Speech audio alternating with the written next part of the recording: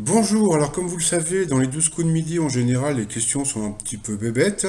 Et puis alors, de temps en temps, vous avez des questions qui sortent un petit peu de l'ordinaire.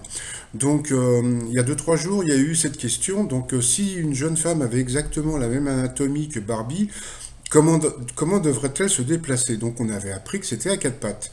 Donc bah, je suis allé faire un petit tour sur Internet bon, pour voir le pourquoi, du comment, etc., etc. Parce que franchement, je trouvais ça super intéressant. Donc j'ai vu que le site pardon, sled.fr avait repris une étude d'un site qui s'appelle rehabs.co, qui a comparé les mensurations de Barbie avec celles de l'américaine moyenne et imaginé à quoi elle ressemblait si elle était une vraie femme.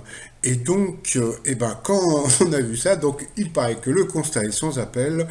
La plastique de Barbie est vraiment irréelle et les chiffres viennent de conforter ce premier constat. Ainsi, par exemple, si l'on prenait au hasard une femme dans la population, la probabilité que son avant-bras mesure la taille de celui d'une anorexique de 1 sur 14 dans le cas de Barbie, la probabilité tombe de 1 à 6,758. Pour la taille, on tombe de 1 sur 4 contre 1 sur etc., etc.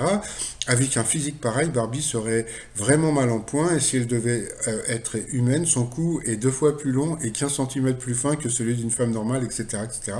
Donc j'ai trouvé vraiment que cette question était vraiment très intéressante.